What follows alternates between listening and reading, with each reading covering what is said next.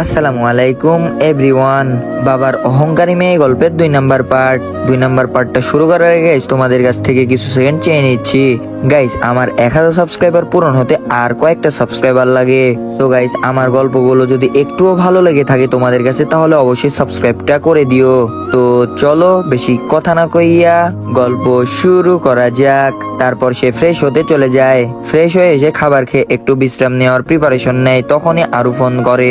আরু বলল, এ রাকিব কি করো, খাবার খেয়েছো? আমি বললাম হ্যাঁ, এই তো খেয়ে মাত্র শুতে যাব। আরু বলল, এই ডিস্টার্ব করলাম না তো? আমি বললাম, আরে পাগল কি বলছো এগুলা, ডিস্টার্ব কেন হতে যাব? আচ্ছা বলো তুমি খেয়েছো?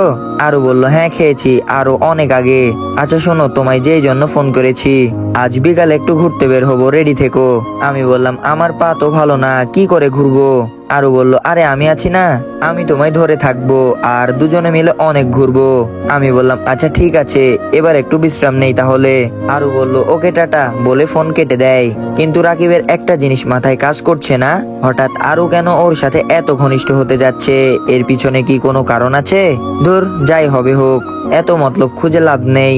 ফোন রেখে দিয়ে একটু বিশ্রাম নেওয়ার চেষ্টা করলাম। বিকালবেলা আরুর ফোন পেয়ে ঘুম ভাঙলো। আরু বলল, এই তুমি কোথায়, রেডি হয়েছো? আমি বললাম, না, এখন মাত্র ঘুম থেকে উঠলাম তোমার ফোন পেয়ে।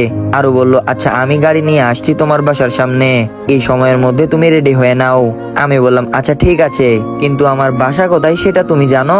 আরু বলল, হ্যাঁ জানি, আমি অনেক আগ থেকেই জানি তুমি কোথায় থাকো। আরুর কথা শুনে রাকিবের টনক নড়ে উঠলো। এই মেয়ের অন্য কোনো মতলব নাই তো? ধুর, কি ভাবছি আমি ওর নামে উল্টাপাল্টা। আচ্ছা ঠিকানা জানলে চলে এসো, আমি ফ্রেশ হতে যাচ্ছি। রাকিব উঠে ফ্রেশ হয়ে নেয়, পরে একটা শার্ট বের করে গায়ে দেয়, পুরাতন শার্ট। আল্লাহ জানে আরো কি মনে করবে, কিন্তু কি করব, আমার তো আর কোনো শার্ট নাই, দুইটাই শার্ট, একটা কলেজের আর একটা বাসার। একটু পর আরো বাসার নিচে এসে হর্ন বাজালো। আচ্ছা পল্লব তুই থাক, আমি একটু বাহিরে যাচ্ছি, আমার আসতে হয়তো একটু সময় লাগবে। পল্লব বলল, আচ্ছা ভাই সমস্যা নাই। তারপর আমি নিচে নামলাম, পরে আরুর গাড়ি করে দুজনে মিলে ঘুরতে বের হলাম। আমি বললাম, আচ্ছা আরু আমরা কোথায় যাচ্ছি? আরু বলল, শুরুতে আমরা পার্কে ঘুরবো, পরে দুজনে রেস্টুরেন্টে খাবো, তারপর মলে যাব। আমি বললাম, আমার কাছে তো টাকা নাই। আরু চোখ গরম করে আমার দিকে তাকায়। আমি বললাম, এই কি হয়েছে, এভাবে চোখ বড় বড় করে তাকিয়ে আছো কেন? আরু বলল, এই ছেলে কি সমস্যা, হ্যাঁ? তোমার কাছে টাকা আছে কি নাই সেটা আমি তোমাকে একবারও জিজ্ঞেস করেছি? আর তোমার টাকা দিয়ে আমার কাজ কি?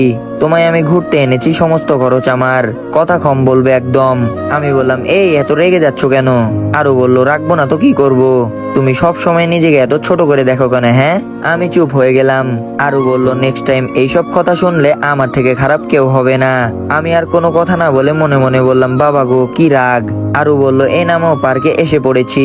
আমরা তারপর দুজনে গাড়ি থেকে নেমে পার্কের ভিতরে ঢুকলাম। সবাই আমার দিকে ঘুরে ঘুরে তাকাচ্ছে। ফার্স্টে বুঝতে না পারলেও পরে ঠিকই বুঝে নিয়েছি মানুষ কেন বারবার আমার দিকে ঘুরে ঘুরে তাকাচ্ছে, কারণ আমাকে দেখতে একদম পুরা খ্যাত লাগছে আর আরুকে হুরপুরির মতো। কিন্তু আরুর সেই দিকে কোনো ভুরুক্ষেপ নেই। আমার পোশাক আশাক নিয়ে যেন তার কোনো মাথা ব্যথাই নেই। বাকি মানুষ আমাকে নিয়ে নানান মন্তব্য করেই চলেছে। আরু বলল, এই চলো ওই দিকটা গিয়ে বসি। তারপর আমরা দুজনে গিয়ে ওই পাশে একটা খালি জায়গা ছিল, সেখানে গিয়ে বসলাম। দুজনে বসে বসে গল্প করছি, বেশ অনেকটা সময় গল্প করলাম। আরু বলল, এই চলো অনেকটা সময় হয়ে গিয়েছে, এবার গিয়ে কিছু খাবো। তারপর আরু আমাকে একটা রেস্টুরেন্টে নিয়ে গেল। আরু বলল, এই কি খাবে? আমি বললাম, তোমার যা ভালো লাগে অর্ডার করো। আরু তার নিজের পছন্দ মতো অর্ডার করলো। খাওয়া দাওয়া শেষে বলল, এই চলো। আমি বললাম, এখন আবার কোথায় যাবে? আরু বলল, মলে যাব, আমার কিছু কেনাকাটা করতে হবে। আমি বললাম, আচ্ছা চলো। আরু গাড়ি স্টার্ট করে শপিং মলের সামনে গিয়ে থামলো। পরে দুজনেই মলে ঢুকলাম। মলের ভিতরে এসি লাগানো, ঠান্ডায় মাইগ্রেনের সমস্যা করছে, হাত পাও ঠান্ডা হয়ে আসছে আমার। আমি সহ্য না করতে পেরে আরুকে বললাম, আরু আমার না খুব সমস্যা হচ্ছে, এসির বাতাসে মাইগ্রেনের সমস্যা করতেছে। আরু বলল, আচ্ছা দাঁড়াও। আরু ব্যাগ থেকে একটা চাদর বের করে দিয়ে বলল, নাও এটা নাকে মুখে পেঁচিয়ে নাও। তারপর আমি আরুর চাদরটা নিয়ে নাকে মুখে পেঁচিয়ে নিলাম। এবার একটু বেটার ফিল হচ্ছে। আরু আমাকে নিয়ে একটা দোকানে ঢুকলো। তারপর বলল, আঙ্কেল ভালো কোয়ালিটির কয়েকটা প্যান্ট দেখান তো। দোকানদার বলল, মামনি কার জন্য দেখাবো, সাইজটা একটু বলো। আরু আমাকে দেখিয়ে দিয়ে বলল, এর সাইজের লাগবে। আমি আরুর কথা শুনে অবাক হয়ে গেলাম। আমি বললাম, এ আরু তুমি কি করছো, আমার জন্য প্যান্ট কিনছো কেন? আরু চোখ রাঙিয়ে রাকিবের দিকে তাকায়। এই ছেলে বেশি কথা বলতেছো মনে হয়, অবস্থা কিন্তু খারাপ করে ছেড়ে দিব আমার মুখের ওপর কথা বললে। তারপর আরু আমার জন্য 2টা দামি প্যান্ট আর 2টা শার্ট কিনে দেয়। তারপর বলল, এ নাও, এগুলো তোমার জন্য। কাল থেকে যদি কলেজে ওইসব পরে আসো খুব খারাপ হবে। মানুষ তোমাকে কথা কেন শোনাবে? হ্যাঁ, আমি কি বলবো বুঝে উঠতে পারছি না, কারণ আরুকে আমি যতই দেখছি ততই মুগ্ধ হয়ে যাচ্ছি। এই মেয়েটার মধ্যে কোনো দেমাগ বা হিংসা নাই, একদম সাধারণ একটা মেয়ে। গাড়ি দেখলেই বোঝা যায় বাপের অঢেল সম্পত্তি, তাও অহংকার বলতে কি সেটা তার মধ্যে নাই। আরু বলল, আচ্ছা চলো, অনেক সময় হয়েছে, এবার বাসার দিকে যাওয়া দরকার। আমি বললাম, হ্যাঁ ঠিক বলেছো, অনেকটা সময় হয়েছে, এবার যাওয়া দরকার। দুজনে লেফট দিয়ে নেমে শপিং মল থেকে বের হবে। ঠিক সেই সময় কেউ একজন ইচ্ছা করে এসে রাকিবের গায়ে ধাক্কা খায়। সে ধাক্কা দিয়ে সে নিজেই মাটিতে পড়ে গেছে। আমি লক্ষ্য করে দেখলাম এটা হচ্ছে যারা। আমি তো অবাক যারার কাণ্ড দেখে, এমনকি তার সাথে অনেকগুলো মেয়েও আছে, হয়তো শপিং করতে এসেছে। ধর যাই করুক, তাতে আমার কি। যারা তো চিৎকার চেঁচামেচি শুরু করে দিয়েছে। যারা চেঁচামেচি শুনে মানুষজন জড়ো হয়ে গেছে। পাশে অনেকগুলো উশৃঙ্খল ছেলে পেলে দাঁড়িয়েছিল। ওরা দৌড়ে এসে বলল, এই এই কি হয়েছে এখানে? যারা বলল, দেখেন না ভাইয়া, এই খ্যাত ছেলেটা আমাকে ইচ্ছা করে ধাক্কা মেরে মাটিতে ফেলে দিয়েছে বলে কান্না জুড়ে দেয়। আমার তো মাথায় কাজ করতেছে না, এই মেয়ে এসব কি উল্টাপাল্টা বলতেছে। ছেলেগুলো বলল, এই পোলা মেয়ে দেখলেই হুমড়ি খেয়ে পড়তে ইচ্ছা হয় বলে আমাকে মারতে আসে। তখনই আরো ওদের পটাৎকায়। আরো বলল, এই আপনারা না জেনে কোনো কথা বলতে আসবেন না, দোষ রাকিবের না, দোষ হচ্ছে ওই মেয়ের, সে নিজের ইচ্ছায় এসে ধাক্কা খেয়েছে। যারা বলল, ভাইয়া আপনারা বিশ্বাস করেন এই মেয়ে মিথ্যা বলছে, ওরা দুজনে মিলে প্ল্যান করে আমাকে ধাক্কা দিয়ে ফেলে দিয়েছে। ছেলেগুলো আরুকে ধাক্কা দিয়ে সরিয়ে রাকিবের গালের মধ্যে কষে একটা থাপ্পড় লাগিয়ে দেয়। যারা তো মনে মনে অনেক খুশি, বেটা খচ্চর কালকের শোধ তুলে নিলাম। ছেলেগুলা বলল, এই তো মুখের থেকে চাদরটা সরা, তোর ভিডিও করে নেটে ছেড়ে দিব। আমি চুপচাপ দাঁড়িয়ে আছি। ছেলেগুলো আবার বলল, এই তোর একবার বলছি যে কথা কানে যায় না, না আরো কয়েকটা দিব বলে রাকিবের কলার টেনে ধরে। আমি গলা থেকে চাদরের পেঁচটা খুলে মুখ থেকে চাদরটা সরিয়ে নিলাম। ছেলেটা রাকিবকে দেখে ওর চোখ বড় বড় হয়ে যায়, ভয়ে ওর গা কাঁপা শুরু করে দিয়েছে। ছেলেটার সাথে বাকি যারা ছিল সবাই রাকিবকে দেখে ভয়ে দৌড়িয়ে পালিয়ে যায়। ছেলেটা রাকিবের কলার ছেড়ে দিয়ে ওর পায়ের ওপরে হুমড়ি খেয়ে পড়ে। তারপর বলতেছে, ভাই আমাকে মাফ করে দেন। ছেলেটা ভয়ে রাকিবের পা ধরে হাউমাউ করে কান্না করে দেয়। সবাই তো অবাক, সবাই আসলো ওকে মারতে, আর ওকে দেখে সবাই পালিয়ে গেল। বিশেষ করে যারা তো বিশ্বাসই করতে পারছে না, যারা ওকে মারতে আসলো তারাই রাকিবের পায়ে ধরে ক্ষমা চাচ্ছে। কি হচ্ছে কি এইসব? এই খ্যাত ছেলেটার পায়ে ধরে কেন মাপ চাচ্ছে ওরা? ধুর, মাথায় কাজ করছে না। এদিকে ছেলেটা রাকিবের পা ধরে পড়ে আছে। ভাই আপনার পায়ে ধরে মিনতি করছি, ভাই আমার ভুল হয়ে গেছে, আমাকে মাফ করে দেন। আমি বললাম, এই পা ছেড়ে উঠে দাঁড়াও। ছেলেটা বলল, ভাই আপনি আমায় মাফ না করলে আমি আপনার পা কখনোই ছাড়বো না। আমি বললাম, এই তোকে উঠে দাঁড়াতে বলছি না। এই কথা বলে অনেক গরম হয়ে গেলাম। আরুর মাথায় যেন কোনো কিছুই কাজ করছে না। যেখানে সবাই ওকে অপমান করে সেখানে এই ছেলে রাকিবের পায়ে ধরে মাপ চাচ্ছে। মাথা ঠিক আছে নাকি এই ছেলের আল্লাহ জানে। কিন্তু বাকি ছেলেগুলো পালিয়ে গেল কেন? একজনের মাথা খারাপ ধরে নেওয়া যায়, কিন্তু বাকি যারা ছিল ওরা কেন পালিয়ে গেল? আরুর কোনোভাবেই হিসেব মিলছে না। তাহলে রাকিবের কি কোনো অন্য পরিচয় আছে যেটা আমরা জানি না? রাকিবকে নিয়ে হাজারো কৌতূহল মাথায় কাজ করছে। ছেলেটা মাটি থেকে উঠে দাঁড়ায়। আমি বললাম, আজকের মতো কিছু বললাম না, সব ছেড়ে ভালো হয়ে গিয়েছি। না হয় তোরা তো জানিস যে তোদের মৃতদেহ দেখে এত সময় মানুষের কান্নার রোল পড়ে যেত। ভবিষ্যতে যদি এমন ভুল দেখি, ওই দিন এই ভুবনে তোদের শেষ দিন হবে। ভালো থাক, চললাম। আরো চলো বলে আরুকে নিয়ে শপিং মল থেকে বের হয়ে গেলাম। সমস্ত কিছু যেন যারার মাথার ওপর দিয়ে গেল। ছেলেটার ভয়ে এখনো হাত পা কাঁপতেছে। যারা বলল, কি ভাই ওকে মারতে গিয়ে নিজেরাই ভয়ে কাবু হয়ে গেলেন? আপনারা 4 জন আর ওই খ্যাত ছেলেটা একা ছিল, তাও আপনারা ওকে মারতে পারলেন না। বাহ, শুরুতে তো অনেক বীরবল দেখিয়েছেন। ছেলেটা যারার গালের মধ্যে কষে একটা থাপ্পড় বসায় দেয়। যারা থাপ্পড়ের টাল সামলাতে না পেরে ফ্লোরের উপর গিয়ে পড়ে। ছেলেটা বলল, এই মেয়ে তোর গুষ্টি মারি, আরেকটা শব্দ বের করবি মুখ দিয়ে তাহলে তোকে থাপড়াইতে থাপড়াইতে এখানেই মেরে ফেলবো। ফাজিল মেয়ে কোথাকার, নিজের জীবন নিয়ে বেঁচে ফিরেছি এতেই শুক্রিয়া। মেয়ে তুই জানিস এই ছেলেকে বা তার পরিচয় কি? আমি কেন, আমার মতো 100 ছেলে পেলে আসলেও ওর শরীরের পশম পর্যন্ত বাঁকা করতে পারবো না। আজকে তোর জন্য নিজের জীবনটা ঝুঁকিতে ফেলে দিয়েছিলাম। দোষ ভাইয়ের না, দোষ তোর। তুই ইচ্ছা করে ভাইকে ধাক্কা দিয়েছিস। সোজা এখন এখান থেকে কেটে পড়, না হয় আরেকবার যদি আমার চোখের সামনে পড়িস তাহলে তোকে খুন করে দিব। যারা ভয়ে শপিং মল ছেড়ে বের হয়ে যায় বান্ধবীদেরকে নিয়ে, কিন্তু যারা ভিতরে ভিতরে রাগে ফসফস করছে। একে তো শপিং করতে পারে নাই, দ্বিতীয়ত এই ক্ষেত রাকিবের জন্য অপরিচিত একটা ছেলের হাতে থাপ্পড় খেলো। সব এই ক্ষেত রাকিবের দোষ। বেটাকে আমি ছাড়বো না, তোর জন্য মার খেয়েছি, তোর শেষ দেখেই ছাড়বো আমি। আর শালা ফকিনীর বাচ্চা কি বললো, ওর মতো 100 ছেলে পেলে আসলেও ওই ক্ষেতটার নাকি কিছু করতে পারবে না। আরে 100 ছেলে পেলে কেন, ক্ষেতটাকে আমি নিজেই সাইজ করব। অন্যদিকে আরো গাড়ি ড্রাইভ করছে, রাকিব চুপচাপ বসে আছে। এমনিতে আরুর মাথায় তো রাকিবকে নিয়ে হাজারো কৌতূহল। তার মধ্যে ছেলেটাকে বলা রাকিবের শেষ কয়েকটা কথা তাকে আরো ভাবাচ্ছে। সে শিওর রাকিবের কথা শুনে যে রাকিবের কোনো লুকানো অতীত আছে। আমি চুপচাপ গাড়িতে বসে আছি, মন মেজাজ এমনিতে বিগড়ে আছে আমার। কচু পড়া দুনিয়ায় মানুষগুলো এত আজীব কেন? আমি ভালো থাকতে ওদের শরীরে এত জ্বালা করে কেন? যেখানেই যাই পিছনের অতীতের সাথে রিলেটিভ কোনো কর্মকাণ্ড ঘটে যায়। রাকিবের গালে আঙ্গুলের ছাপ বসে আছে। আরু গাড়ি ড্রাইভ করে রাকিবের বাসার সামনে এনে রাকিবকে নামিয়ে দেয়। আমি গাড়ি থেকে নেমে বললাম, আরো সাবধানে যেও, আর কোনো সমস্যা হলে আমায় ফোন দিও। এই কথা বলে আমি ঘরের দিকে রওনা দিলাম। আরু বলল, আচ্ছা তুমিও ভালো থেকো। আমি বাসার ভিতরে ঢুকবো, ঠিক তখনই আরু আমাকে পিছন থেকে ডাক দেয়, এ রাকিব শুনো তো একটু। আমি বললাম, হ্যাঁ বলো। আরু বলল, কাছে আসো। আমি আরুর কাছে গিয়ে বললাম, হ্যাঁ বলো। আরু ঠুস করে আমার গালে একটা কিস বসিয়ে দেয়। আমি বললাম, এই এই কি হলো এটা? আরু বলল, কই কি হয়েছে? আরে এত চাপ নিচ্ছ কেন? বন্ধুকে ভালোবেসে দুই একটা পাপ্পি দেওয়াই যায়। আমি বললাম, আচ্ছা গেলাম। আমিও বাসার ভিতরে চলে গেলাম, আর ও চলে যায়। আমি বাসায় এসে দেখলাম পল্লবও বাসায় নাই। তারপর ফ্রেশ হয়ে নাস্তা করে পড়তে বসলাম। পল্লব একটু পরেই আসলো। পল্লব বলল, ভাই আপনার গায়ে নাকি কে হাত দিয়েছে, কিন্তু তাও নাকি আপনি তাদেরকে ছেড়ে দিয়েছেন। আমি বললাম, কিরে তুই কি করে জানলি? পল্লব বলল, ভাই আমি আপনাকে আমার নিজের চাইতেও বেশি ভালোবাসি। আপনার গায়ে হাত দিয়ে কিভাবে বেঁচে যাবে? আপনার গায়ে হাত দিয়েছে আর আমি ওকে ছেড়ে দিব, সেটা আপনার মনে হয়? বেটাদের কেচ্ছা কাহিনী খতম। আমি বললাম, আরে তোরা কি কখনো মানুষ হবি না? তোদের নিয়ে আর পারি না। আমি যেখানে কিছু করিনি সেইখানে তুই কেন উল্টাপাল্টা করতে গেলি? পল্লব বলল, এটা তো কম ভাই, আপনার গায়ে আঘাত করবে এমন জানতে পারলেও জীবন কেড়ে নিব। রাকিব জানে ওদের যত মানা করুক কিন্তু কাজ হবে না। বেটাদের খেল খতম করে দিয়েছে পল্লব। আমি বললাম, আচ্ছা আমার পড়তে হবে, তোর কোনো কাজ থাকলে শেষ কর। আমি পড়াই মন দিলাম। পড়া শেষ করে রাতের বেলায় খাবার খেয়ে ঘুমিয়ে পড়লাম। কিন্তু অন্যদিকে যারার চোখের ঘুম কেড়ে নিয়েছে রাকিব। ওকে আজ মায়ের খাইয়েছে খেটটা, কিন্তু একটা জিনিস মাথায় কাজ করছে না, রাকিবকে মারার পর সে কোনো রিয়েক্ট করলো না। ছেলেটা দেখতে খ্যাত হলেও ওর মধ্যে ভালো কিছু গুণ আছে। ধুর, আমি ওই খ্যাটটাকে নিয়ে কি সব উল্টাপাল্টা চিন্তা ভাবনা করছি। তবে খ্যাটটার কোনো একটা দিক যারাকে দুর্বল করে দিচ্ছে। রাকিবকে সে কোনোভাবেই তার স্মৃতিশক্তি থেকে সরাতে পারছে না। সকালবেলায় রাকিব ঘুম থেকে উঠে কলেজে চলে যায়। আরও আজ আগে ভাগে কলেজে আসে। তিশানও আজ কলেজে এসেছে। তিশান রাকিবের সাথে আরুকে দেখে তো অবাক। আমি বললাম, তিশান, আরু আমাদের বন্ধুত্বের মধ্যে নতুন জয়েন হয়েছে। ক্লাস শুরু হতে আরো 30 মিনিট বাকি, তাই সবাই বসে বসে আড্ডা দিচ্ছি।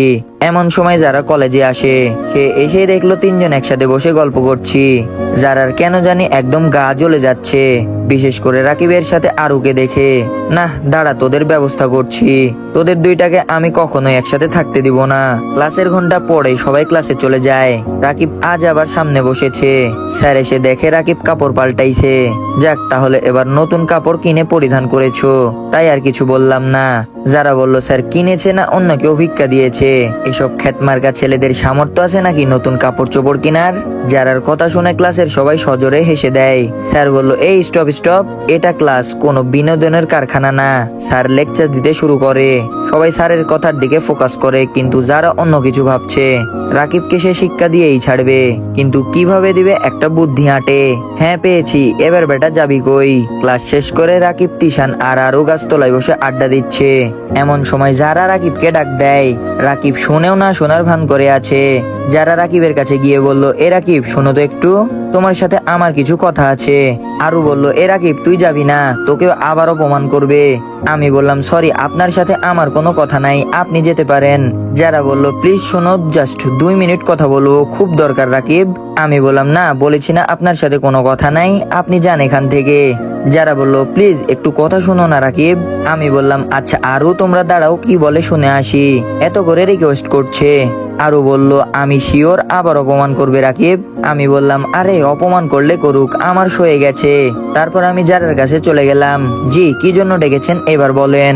যারা বলল আসলে রাকিব সরি কালকের বিষয়টার জন্য, শুধু কালকের না আগের সমস্ত খারাপ ব্যবহারের জন্য সরি। আমি বললাম আরে আরে কি করছেন, পাগল হয়ে গেছেন নাকি? আপনি কোথায় আর আমি কোথায়? আপনি হচ্ছেন ওসির মেয়ে আর আমি হচ্ছি কোথায়কার একটা খ্যাত মার্কা ছেলে। আমার কাছে থেকে মাফ চাওয়া আপনার মানাই নাকি? যারা বলল রাকিব জানি তুমি আমার ওপর রাগ করে আছো এখনো, প্লিজ মাফ করে দাও, তোমায় আর কখনো খ্যাত বলবো না। আমি বললাম আচ্ছা যান, মাফ করে দিয়েছি, এবার ভালো থাকেন। বলে চলে আসতে ধরছি, এমন সময় যারা আবার ডাক দেয়। যারা বলল এ রাকিব দাঁড়াও। আমি বললাম আবার কি হলো? যারা বলল এত তাড়াহুড়ো কেন তোমার, হ্যাঁ একটু কথা বললে কি হয় আমার সাথে? আমি বললাম আরে আজিব তো, কি বলবো আপনার সাথে, মাপ চাইতে এসেছেন, কাজ শেষ, এরপর আর কি কথা থাকতে পারে? যারা বলল প্লিজ আমি তোমার বন্ধু হতে চাই, আমাকে তোমাদের বন্ধুদের মধ্যে সামিল করে নাও। আমি বললাম আচ্ছা আপনি আসলে কোন মতলব নিয়ে এখানে এসেছেন বলেন তো? শুরুতে মাফ চাইলেন, এখন বলছেন বন্ধু হতে চান, আসলে ঘটনাটা কি? এক রাতের মধ্যে কি এমন পরিবর্তন হয়ে গেল যে আমার মতো খ্যাতের সাথে ভালো ব্যবহার করছেন? যারা বলল কি কি কি কিসের মতলব থাকবে? আমার কোনো মতলব নাই, আমি তোমার বন্ধু হতে চাই। আমি বললাম ধুর, আপনার সাথে কথাই বলা বেকার, আপনাকে বন্ধু বানানো ইম্পসিবল, কখনোই না। আমার মাথা খারাপ হয়নি যে আপনাকে বন্ধু বানাতে যাব। রাকিব যারাকে রেখে তিশানদের কাছে চলে আসে, যারাও রাকিবের পিছনে পিছনে আসে। যারা বলল এ আরু আমি তোমাদের বন্ধু হতে চাই, রাকিবকে বলেছি সে আমাকে বন্ধু বানাতে রাজি হচ্ছে না, প্লিজ তোমরা আমাকে বন্ধু বানিয়ে নাও। আরু বলল সরি যারা, মাফ করো, আমাদের আর কোনো বন্ধুর দরকার নাই। এ রাকিব চলো তো বাসায় চলে যাব, যত সব পাগল ছাগলের কারখানা, অপমান করে আসছে বন্ধু বানাইতে। যারাকে পাত্তা না দিয়ে যে যার মতন বাসায় চলে আসে। যারা তো রেগে মেগে শেষ, শালা ছোট লোকের বাচ্চাগুলো আমার বন্ধুত্বকে ঠুকরে দেয়, তোদের সব কয়টাকে আমি দেখে ছাড়বো, বন্ধু তো আমি হবই, আর খেটটাকে শিক্ষা দিয়েই ছাড়বো। আমি বাসায় এসে পড়লাম। বাসায় এসে যখন দরজা ঠেলে ভিতরে ঢুকে তখন দেখতে পাই পুরো ফ্লোর রক্তে লাল হয়ে আছে, আর একটা হাত কবজি থেকে কাটা ফ্লোরে পড়ে আছে। এটা দেখে তো আমার হুঁশি উড়ে গেছে। আল্লাহ, পল্লবের কিছু হলো না তো? সে ঠিক আছে কিনা আল্লাহ জানে। তাড়াতাড়ি ঘরের ভিতরে ঢুকে দেখি পল্লব সেই ছেলেটাকে চেয়ারের সাথে বেঁধে রেখেছে, যেই ছেলেটা শপিং মলে আমাকে থাপ্পড় মেরেছিল। ছেলেটার হাত পল্লব কেটে ফেলেছে, ছেলেটার হাত থেকে অনবরত রক্ত ঝরে পড়ছে, আর ছেলেটা ব্যথায় কাতরাচ্ছে। কিন্তু কি আর করার, ওর মুখের মধ্যে পল্লব কাপড় গুজে দিয়েছে, না হয় দুনিয়াদারি একদিকে করে ফেলতো চেঁচিয়ে। আমি বললাম পল্লব এগুলো কি করছিস কি? পল্লব বলল ভাই এই জানোয়ারটার কত বড় সাহস যে সে আপনার গালে থাপ্পড় মেরেছে, তাই ওর হাত কেটে ফেলেছি, বাকি ওকে মেরে ফেলবো এখনই। আমি বললাম এই তুই পাগল হয়ে গেছিস? হ্যাঁ আমাকে মেরেছে, আমি মাফ করে দিয়েছি, যা ওকে ছেড়ে দিয়ে আয়। পল্লব বলল কি বলছেন ভাই, আপনার গায়ে সে হাত তুলেছে আর আপনি বলছেন ওকে ছেড়ে দিতে? আমি বললাম হ্যাঁ আমি বলছি ওকে ছেড়ে দিতে। পল্লব বলল ওকে ভাই ছেড়ে দিচ্ছি। আমি বললাম ছেলেটাকে হসপিটালের সামনে নিয়ে গিয়ে ছেড়ে দিয়ে আয়, দুপুরে খাবার খেয়ে আমি শুয়ে আছি। এমন সময় আরো ফোন দেয়। আরো বলল কি করছো, খাওয়া দাওয়া হয়েছে তোমার? আমি বললাম হ্যাঁ হয়েছে, তুমি খেয়েছো? আরো বলল হ্যাঁ খেয়েছি। আচ্ছা ঠিক আছে তুমি রেস্ট করো, কাল কলেজে আসলে কথা হবে। আমি আচ্ছা বলে ফোন রেখে দিলাম। তারপর একটু রেস্ট করে বিকালবেলা বাসার নিচে একটু হাঁটাহাঁটি করে কিছুক্ষণ পর আবার বাসায় এসে পড়লাম। তারপর এসে পড়তে বসলাম, কারণ সামনে পরীক্ষা আসতে চলেছে, এখন পড়াই ফোকাস করতে হবে, না হয় আমার এই ত্যাগ বিফলে যাবে। পড়াশোনা শেষ করে রাতের খাবার খেয়ে ঘুমিয়ে পড়লাম। সকালবেলা ঘুম থেকে উঠে যথাযথ সময়ে কলেজে চলে গেলাম। গিয়ে দেখি কেউ আসে নাই, কেউ বলতে আরো আর তিশান, এই দুজনের মধ্যে কেউ আসে নাই। তবে আমি লক্ষ্য করলাম যারা এসেছে, তাই আমি নিজেকে আড়াল করে ফেললাম, কিন্তু যারার চোখে ঠিকই ধরা খেয়ে গেলাম। যারা বলল হ্যাঁ এটাই সুযোগ ওর সাথে একা কথা বলার, না হয় চামচাগুলো আসলে আর কথা বলতে দিবে না, তাই সে রাকিবের কাছে চলে যায়। আমি যারাকে দেখে থতমত খেয়ে গেলাম, কিরে আমি তো নিজেকে আড়াল করে ফেললাম, তাও এই মেয়ে আমায় দেখলো কিভাবে? যারা রাকিবের কাছে গিয়ে বলল এই ছেলে তোমার সমস্যা কি, হ্যাঁ আমায় দেখলে এভাবে পালিয়ে বেড়াও কেন? আমি বললাম কে কে কে বলছে আমি আপনাকে দেখলে পালিয়ে বেড়াই? যারা বলল শোনো আমি বাচ্চা না, আমি সবকিছুই বুঝি, আচ্ছা তুমি কি আমায় মাফ করবে না? আমি সমস্ত কিছুর জন্য সরি হয়েছি, তাও আমাকে তোমাদের বন্ধু বানাবে না? মানুষ মাত্রই তো ভুল, আর আমিও সেই ভুল করেছি, কিন্তু তার জন্য তো ক্ষমাও চেয়েছি, কিন্তু তুমি আমাকে ক্ষমা করছো না। আমি বললাম, আরে আজীব তো, ক্ষমা তো করে দিয়েছি। যারা বলল, তাহলে বন্ধু বানাতে সমস্যা কোথায়? আমি বললাম, আপনার হয়তো মাথা নষ্ট হয়ে গেছে, বন্ধু আর ক্ষমা দুইটা আলাদা জিনিস। তাছাড়া আপনি একজন ওসির মেয়ে, আপনার সাথে আমাদের বন্ধুত্ব হয় কি করে? কোথায় আপনি কোটিপতির মেয়ে, আর কোথায় আমরা ছোট লোক খ্যাত। তার চেয়ে বড় কথা, সেদিনের মায়ের কথা আমার মনে আছে। সারাটা রাত আপনার বাবার হুকুমে তিনার চামচাগুলো আমায় মেরেছে। আমি ওর নতুন করে কোনো ঝামেলায় জড়াতে চাই না, আর আপনার বাবার কাছে মারও খেতে চাই না। যারা আমাকে খপ করে জড়িয়ে ধরে কান্না করে দেয়, রাকিব প্লিজ আমাকে এভাবে ফিরিয়ে দিও না। আমি কেন জানি তোমার অবহেলা নিতে পারছি না। আমি বললাম, এই কি করছেন, প্লিজ ছেড়ে দেন, মানুষ দেখলে কেলেঙ্কারি হয়ে যাবে। যারা বললো, না আমি ছাড়বো না, আগে বলো আমাকে তোমাদের বন্ধু বানাবে, বিশেষ করে তোমার। আমি বললাম, তোমাকে বন্ধু বানিয়ে পরে তোমার বাবার মার খাই? সমস্ত দোষারোপ আমার ওপরেই আসবে যে আপনাকে ভুলিয়ে ভালিয়ে পাগল করে ফেলেছি। যারা বললো, না এমন কিচ্ছু হবে না, আমার বাবারটা আমি দেখে নিব, প্লিজ রাকিব আমাকে ফিরিয়ে দিও না। আমি বললাম, আচ্ছা ঠিক আছে, ছাড়ো আমায়। তিশান আর আরু আসুক আগে, ওদের মতামত কি সেটা আমি আগে দেখি। যারা আমাকে ছেড়ে দেয়, একটু পর আরু আর তিশান আসে। তারপর তো এভরিওয়ান, পরবর্তী পার্টের জন্য আমাদের এই চ্যানেলটিকে সাবস্ক্রাইব করে দিয়ে পাশে থাকা বেল আইকনটিকে অল করে দিও। গল্পটা ভালো লাগলে তোমাদের কাছে অবশ্যই লাইক এমনকি কমেন্ট সেকশনে জানাই দিও। আজকের পর্বটা এখানেই শেষ করলাম। আল্লাহ হাফেজ।